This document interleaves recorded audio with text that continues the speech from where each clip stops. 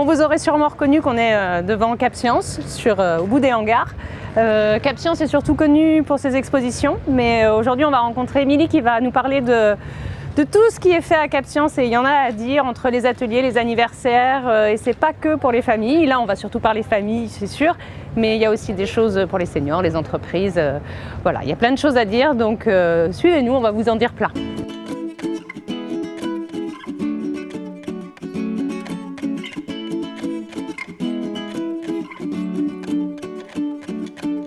Cap Science est devenu un peu un incontournable des sorties culturelles pour les familles, notamment le dimanche, puisque c'est ouvert le dimanche. Du coup, on peut se demander, mais c'est quoi Cap Science? C'est un musée?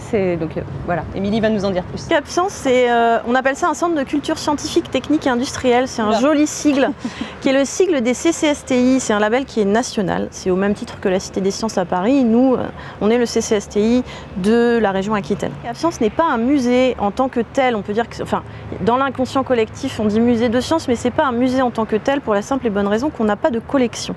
Donc nous on reçoit et on conçoit des expositions, mais on n'a pas de collection propre, comme un muséum d'histoire naturelle qui a des collections d'oiseaux, des collections de tout ce qu'on veut qui méritent d'être montrées au grand public. On a une grande exposition par exemple à Cap Science qui va durer environ 1 an.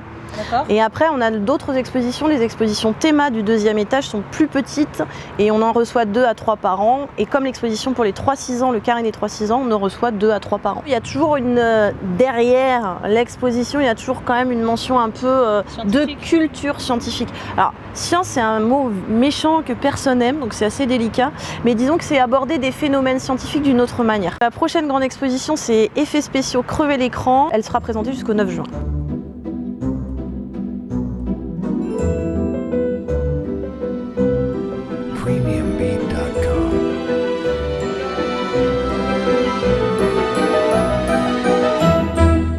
Cap Science, on l'a vu, c'est des expos qui tournent, qui varient. C'est pas que des expositions justement, c'est aussi des ateliers. Il y a plus de 10 ateliers qui existent selon les tranches d'âge.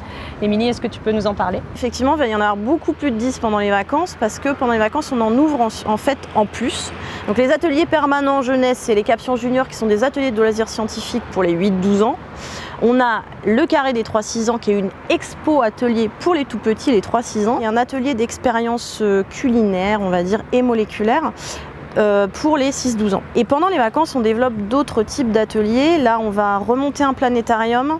Il va y avoir à nouveau les ateliers Capla qui sont pour les familles. On va avoir un atelier qui va s'appeler Lumière en boîte autour des phénomènes lumineux. Donc là, c'est vraiment un atelier show, un atelier spectacle. On a un atelier autour des spirographes. Je ne sais pas si vous vous rappelez quand vous étiez petit, mais c'était les drawing machines. Ah oui, donc oui. Nous, on refait ça, ça s'appelle spirographe. Et un atelier autour des bruitages qui va s'appeler Fête du bruit. Voilà, au 127 degrés. Le 127 degrés, c'est 3 espaces. Un espace qui s'appelle le Living Lab, qui est plus pour des team building, où on reçoit des entreprises et on met en place pour eux des ateliers de team building. D'accord.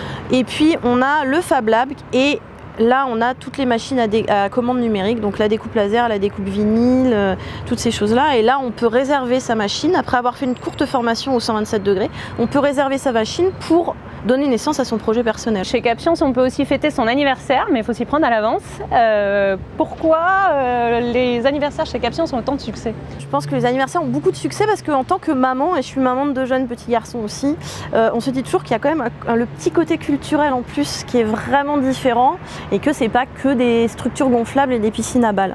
Donc effectivement, le petit côté culturel a vraiment un attrait. On se dit, ah, il y a un petit truc qui rentre en plus pour mes enfants. On fait des anniversaires sur tous les ateliers jeunesse, donc sur le carré des 3-6 ans, le Labo Miam et les Cap Science Juniors. Astralala se finit le 4 novembre. On réouvre le Petit Explorateur des Sciences le 8.